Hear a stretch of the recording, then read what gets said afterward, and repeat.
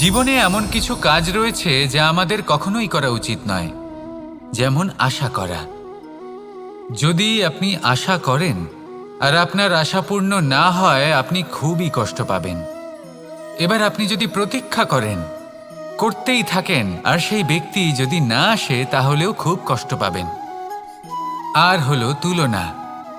আপনি যদি তুলনা করতে যান, তাহলে এটাই ভাববেন যে হয় আমি বা অন্য কোনো ব্যক্তি, এই দুজনের মধ্যে কোনো এক ব্যক্তি নিকৃষ্ট। আর এই ভাবনাটাই হলো অনুচিত।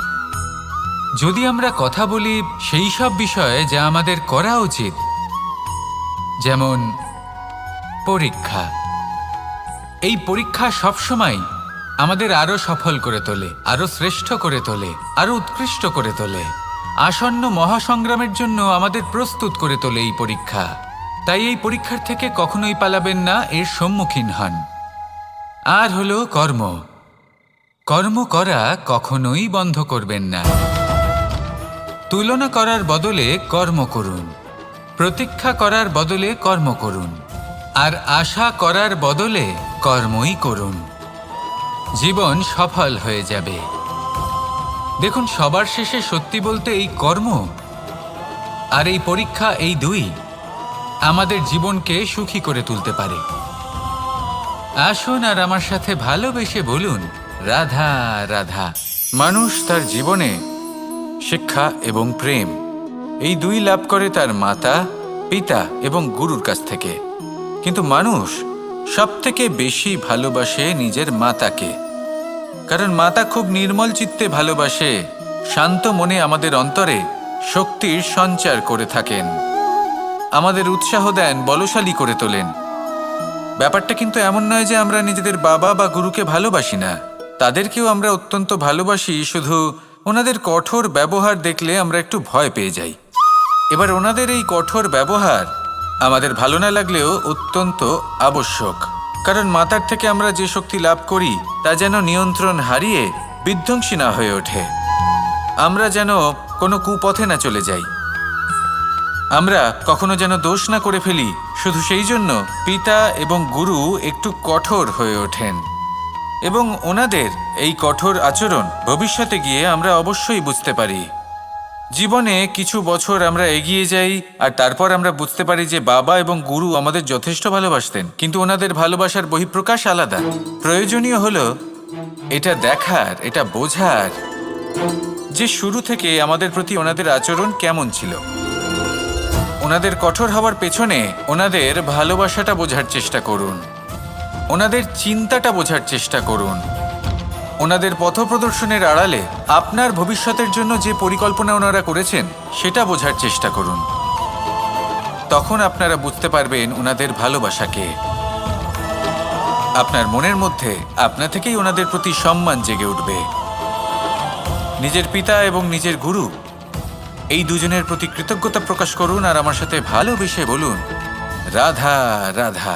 আমি অনেক সংখ্যক মানুষকে দেখেছি, তাদের কাছে অত্যাধিক জ্ঞান আছে, শিল্প আছে, ধন আছে, কীর্তি আছে, কিন্তু তারা এই সব কিছু নিজেদের কাছেই রাখেন, এই সমাজে বিতরণ করেন না।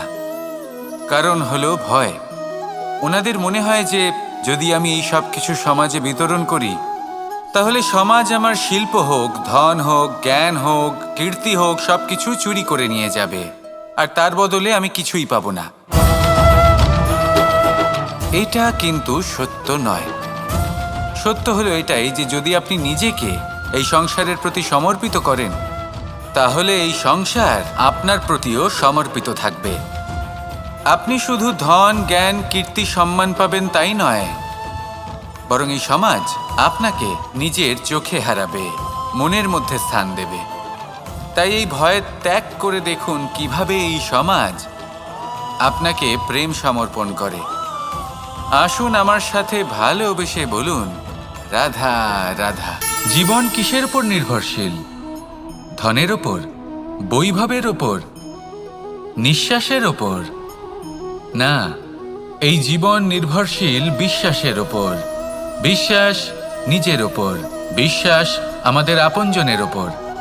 কিন্তু যখন এই বিশ্বাস ভেঙে যায়, তখন মানুষের মনও ভেঙে যায়, আর তারপর সে অন্য কিছু করতেই পারে না।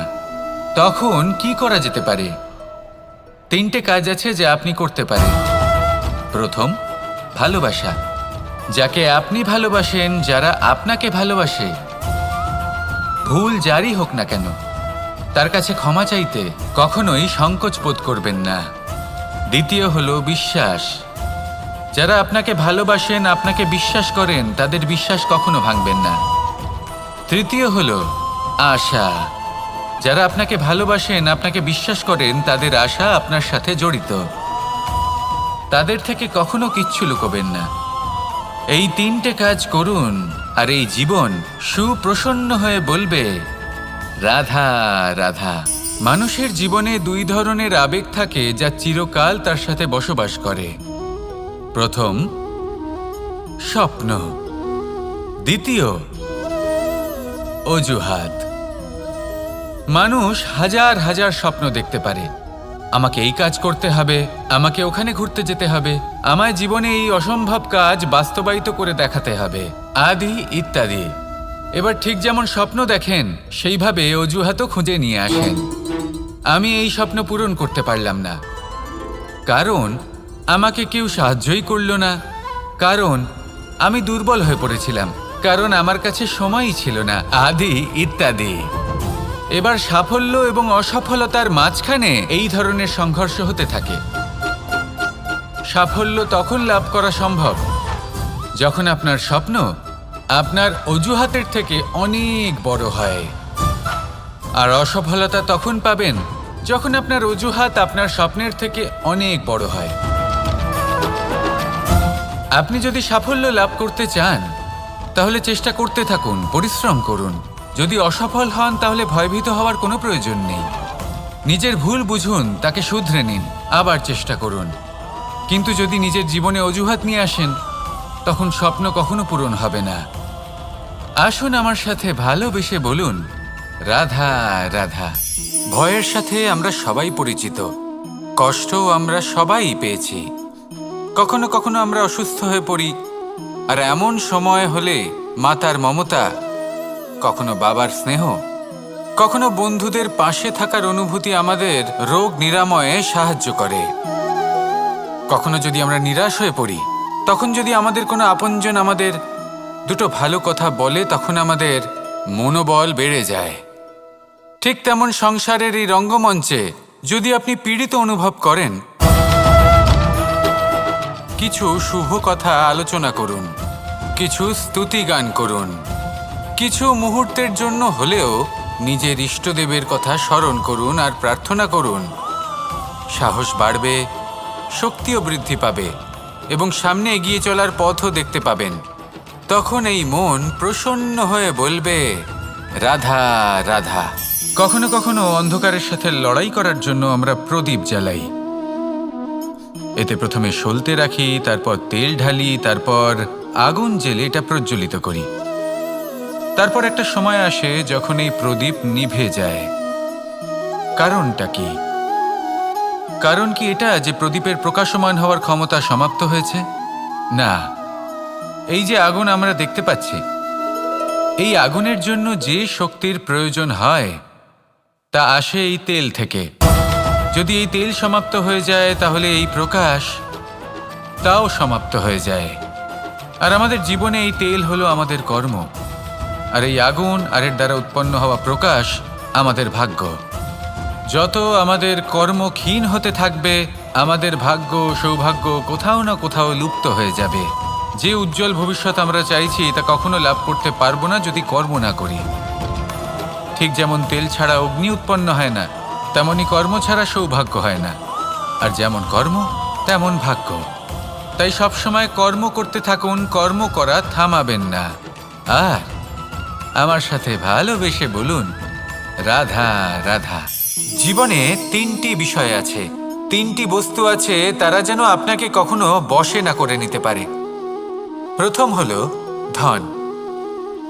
ধন যতক্ষণ আপনি ব্যবহার করতে থাকেন, যতক্ষণ তা আপনার কাজে আসছে, ততক্ষণ ঠিক আছে, এই ধন আপনার কাছে অমৃত। কিন্তু যখন এই ধন আপনাকে ব্যবহার করতে শুরু করে, বুঝে যাবেন যে আপনার পতনের সময় শুরু হয়েছে। দ্বিতীয় বিষয়, ফেলে আসা অতীত। যাই করুন আপনি অতীত পাল্টাতে পারবেন না, আর এই সত্যিটা আপনিও জানেন। কিন্তু তাও এর বশবর্তী আমরা হয়ে পড়ি, আর যখন তাই হয় তখন এই সংসারে আমরা যেখানেই যাই না কেন, যত বড়ই সুখ লাভ করি না কেন, সেই সব আমাদের কাছে তিক্ত বলে মনে হয়। তৃতীয় বিষয়, আপনার আশেপাশের মানুষ ভিন্ন ভিন্ন ধরনের মানুষ হয়, যাদের চিন্তা ভাবনা এবং দৃষ্টিভঙ্গি ভিন্ন ভিন্ন প্রকারের। যদি এদের বশবর্তী আপনি হয়ে পড়েন, তাহলে কেউ বলবে এটা করো, এটা ভালো, কেউ বলবে এটা করো না, ওটা করো, ওটা ভালো কাজ, কেউ বলবে এই দুটোই করো না, অন্য কিছু করো। এই কথাগুলিতে আপনি এতটাই জড়িয়ে পড়বেন যে আপনি লক্ষ্যভ্রষ্ট হয়ে পড়বেন। তাই এই 3 বিষয় থেকে সাবধানে থাকবেন। যদি কোনো কিছু বশ করতে হয়, তাহলে আপনাকে বশ করতে হবে আপনার আজকে, নিজের বর্তমানকে। এটা খুব প্রয়োজনীয়। এটা ভাববেন যে এই সময়ের সদ্ব্যবহার আমি কিভাবে করব, সময়কে শাসন কিভাবে করব, ওই কর্ম কিভাবে করব যাতে ভবিষ্যতে কখনো আমার আফসোস না হয়, বরং এই সংসার আমাকে নিয়ে গর্ব করবে, সেই কর্ম করুন। আর যখন আপনি এটা শিখে নেবেন, তখন আপনি নিজেই নিজেকে প্রকৃত অর্থে ভাগ্যশালী করে তুলবেন। আসুন আমার সাথে ভালোবেসে বলুন, রাধা রাধা। অনেক সময় আমরা কারোর নীরবতাকে তার দুর্বলতা ভেবে বসি। হতেই পারে সেই ব্যক্তি উত্তর দিতে চাইছেন না, হতে পারে অন্য কোনো কারণ আছে যা আমরা বুঝতেই পারছি না। সেই জন্য তাকে দুর্বল ভেবে নেওয়া অনুচিত। দেখতে গেলে এই বিশাল সমুদ্র এও কিন্তু নীরব, শান্ত হয়। কিন্তু যখন সে রুদ্র মূর্তি ধারণ করে তখন কি হয়? সমগ্র সংসারকে বিনাশের পথে নিয়ে যায় এই সমুদ্র, প্রলয় সৃষ্টি করে। সেই জন্য কারোর সহ্য শক্তিকে দুর্বলতা বলে মনে করবেন না, কারণ যদি এই নীরবতা নিজেকে ভেঙে বেরিয়ে আসে, তাহলে তা বিনাশের সমস্ত সীমা পার করে যেতে পারে। তাই এই নীরবতাকে সবসময় বুঝুন, সবসময় একে সম্মান করতে শিখুন, আর আমার সাথে ভালোবেসে বলুন, রাধা রাধা। কখনো কোনো চাতক পাখিকে দেখেছেন? কথায় আছে যে বছরে মাত্র একবার সে তার তৃষ্ণা মিটিয়ে থাকে, আর তাও আকাশে ভেসে থাকা মেঘের দ্বারা ঘটানো বৃষ্টির জলের ফোঁটা থেকে। আর কোথাও থেকে সে তার তৃষ্ণা পূরণ করে না। সারা বছর সে নিদারুণ গরম সহ্য করে, তীব্র শীতও সহ্য করে, শুধু এই আশা নিয়ে যে বছরে একবার অন্তত সেই মেঘের ঘন ঘটা হবে, বৃষ্টি হবে, আর সে তার তৃষ্ণা নিবারণ করবে। এটা আসলে কি? এটা আসলে বিশ্বাস। সেই বিশ্বাস যে বছরে একবার সেই মেঘ আসবে তৃষ্ণা নিবারণ করতে। যেমন দেখুন, একটা সূর্যমুখী ফুল সারা রাত অন্ধকারের সাথে যুদ্ধ করে, কারণ তার বিশ্বাস যে ভোরবেলায় সূর্য তাকে অবশ্যই দর্শন দেবেন। সেটাও বিশ্বাস ছিল যার ওপর ভরসা করে মনু একটা নৌকা নিয়ে বেরিয়ে পড়েছিলেন এবং সমস্ত সৃষ্টিকে প্রলয়ের হাত থেকে বাঁচিয়েছিলেন। সেটাও ছিল ভালোবাসার প্রতি বিশ্বাস, যার ওপর ভরসা করে বানর এবং ভাল্লুক সেনা নিয়ে শ্রীরাম আক্রমণ করেছিলেন সমস্ত বরদানপ্রাপ্ত অসুরগণ এবং রাক্ষসগণের লঙ্কায়, এবং জয় লাভ করেছিলেন। এই বিশ্বাসই হল এই বিশ্বের আশা। বিশ্বাস রাখুন যে আপনি হলেন সর্বশ্রেষ্ঠ এবং শুধুই নিজের কর্ম করতে থাকুন। এই বিশ্বাসের আশাই আপনাকে প্রতি মুহূর্তে বল প্রদান করবে। এ হলো আমার বিশ্বাস। আসুন আর আমার সাথে ভালোবেসে বলুন, রাধা রাধা। যোগাসন। যোগাসনে আসন অত্যন্ত গুরুত্বপূর্ণ। এবার আমি বলবো সবথেকে শ্রেষ্ঠ আসন কোনটি। আশ্বাস। নিজেকে আশ্বস্ত করতে থাকুন যে আমি আছি, সব ঠিক হবে, যা হচ্ছে ভালোর জন্য হচ্ছে। এই আশ্বাস আপনাকে জীবনে এমন ধন্যাত্মক বিশ্বাস দেবে যে আপনি বড় বড় সমস্যার সমাধান করতে পারবেন। এবার যদি কথা বলি সবথেকে কঠিন সময়ের, তাহলে সেটা হলো বিচ্ছেদের। যা মা সীতাকে সহ্য করতে হয়েছে শ্রীরামের জন্য, রাধা কৃষ্ণকেও সহ্য করতে হয়েছে। যে ব্যক্তি বিচ্ছেদের সময় সঠিক পথে চলে এসেছে, সে জীবনে অনেক শ্রেষ্ঠ স্থানে অবশ্যই পৌঁছতে পারবে। এবার যদি কথা বলি সবথেকে জরুরি এবং গুরুত্বপূর্ণ সময়ের, তাহলে সেটা হলো সংযোগ। সকলকে সাহায্য করতে থাকুন। আপনি অন্যদের সাহায্য করে তাদের যত আনন্দ দিতে পারবেন, ততটাই আনন্দ আপনারও জীবনে অবশ্যই আসবে। আসুন আর আমার সাথে ভালোবেসে বলুন, রাধা রাধা। সংসারে সকলে উঁচুতে উঠতে চায়, কেউ নত হতে চায় না। সবাই এটা মনে করে যে নত হওয়ার অর্থ হলো তাদের আত্মসম্মান এবং অহংবোধের বিরুদ্ধাচরণ করা। তাদের মনে হয় যে যদি আমরা নত হই, সংসার আমাদের দুর্বল মনে করবে, তাদের শৌর্য এবং তাদের ব্যক্তিত্বের অপমান হবে। কিন্তু এটা কি সত্যি? প্রত্যেকবার নত হওয়ার অর্থ কি সম্মানহানি হওয়া? কখনোই নয়। আপনি নিজের জীবনকেই দেখে নিন। আপনার কোনো অমূল্য জিনিস যদি নিচে পড়ে যায়, তাহলে তাকে কিভাবে তোলেন? সেই বস্তুকে তোলার জন্য আপনাকে নত হতেই হবে। আপনি বড়দের আশীর্বাদ কিভাবে লাভ করেন? আপনি নত হয়ে তবেই তাদের আশীর্বাদ লাভ করতে পারেন, তাই না? ভেবে দেখুন, আপনি একটা পথে হাঁটছেন। আপনি দেখতে চাইছেন যে আপনি সঠিক পথে হাঁটছেন কিনা, পায়ের নিচে কাঁটা পড়ে আছে কিনা। কিভাবে দেখবেন? আপনাকে সেই মাথা নত করেই দেখতে হবে। এর অর্থ কি? অর্থ খুব সহজ। প্রত্যেকবার নত হওয়া অনুচিত নয়, সেটা কোনোভাবেই সম্মানহানি নয়। পরিস্থিতি অনুসারে এবং যেখানে প্রয়োজন, আপনি নত হতে শিখে গেলে আপনি অনেক কিছুই লাভ করতে পারবেন। জ্ঞান, মান, গুণ, বিশ্বাস। সেই জন্য প্রয়োজন এবং পরিস্থিতি অনুসারে নত হতে শিখুন। এতে অনুচিত কিছুই নেই। আত্মসম্মান থাকা অত্যন্ত প্রয়োজনীয়, কিন্তু তা যেন কখনো অহংকারে পরিণত না হয়। এই বিষয়ে অবশ্যই নজর রাখবেন এবং আমার সাথে ভালোবেসে বলবেন, রাধা রাধা। আমাদের জীবনে অনেক ধরনের ব্যক্তি এসে থাকেন। কেউ কেউ আমাদের সাথে থেকে যান, কেউ আমাদের থেকে দূরে চলে যান। কেউ ভালো মানুষ হন, কেউ খারাপ মানুষ। কিন্তু আমরা সবসময় সেই সময়টাকে নিয়ে দুঃখ প্রকাশ করি যখন আমাদের জীবনে কোনো খারাপ ব্যক্তি প্রবেশ করেন। তারা আমাদের খারাপ অনুভূতি দেন, দুঃখ দেন, কষ্ট দেন। আমরা সবাই তাকে ভালো মন্দ কথা বলি। কিন্তু কেন? এমন বিভিন্ন ধরনের মানুষ, খারাপ মানুষ, ভালো মানুষ, সবার জীবনেই আসেন এবং সকলকেই একটা অমূল্য শিক্ষা দান করে যান।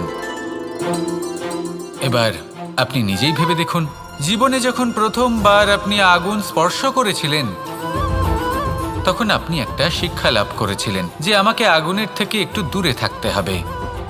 তারপর আস্তে আস্তে আপনি শিখলেন যে কিভাবে এই আগুনকে নিয়ন্ত্রণে রাখতে হবে।